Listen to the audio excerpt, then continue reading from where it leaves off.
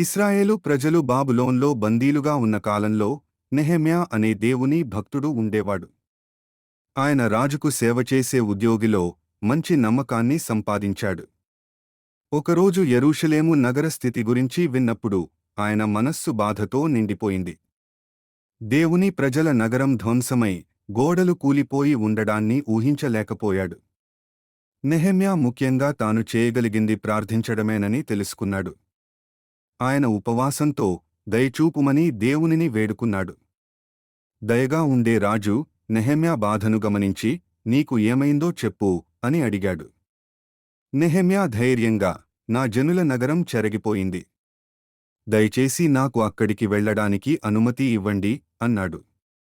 రాజు అనుమతి ఇచ్చి కొంత సాయాన్ని కూడా ఇచ్చాడు. నెహెమ్యా యెరూషలేముకు వెళ్లి శిథిలమైన గోడలను చూసి మరింత పట్టుదలతో ప్రార్థించాడు. ఆయన ప్రజలను ప్రోత్సహించి గోడల పునర్నిర్మాణ పనిని ప్రారంభించాడు. కాని ఈ పని అంత తేలికైనది కాదు. శత్రువులు నవ్వారు, ఆటలాడారు, భయపెట్టే ప్రయత్నాలు చేశారు. కాని నెహెమ్యా వారికి స్పష్టంగా అన్నాడు, ఈ పని మన చేత కాదు, దేవుడు మనతో ఉన్నాడు.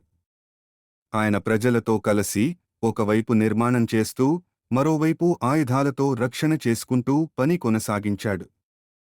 పలు ఆటంకాల మధ్య నెహెమ్యా పట్టుదలతో దేవునిపై నమ్మకంతో పనిచేశాడు. చివరకు కేవలం 52 రోజుల్లో యెరూషలేము గోడలన్నీ పునర్నిర్మించారు. ప్రజలందరూ ఈ ఘన విజయం వెనుక దేవుని హస్తం ఉందని అంగీకరించారు. నెహెమ్యా కథ మనకు చెబుతుంది, ప్రార్థనతో ప్రారంభించిన పనికి దేవుని సహాయం ఉంటే ఎలాంటి శత్రువులైనా ఎదుర్కొనవచ్చు. మనకు ధైర్యం, నమ్మకం, నైతికత ఉంటే దేవుడు మనకోసం నిలబడతాడు.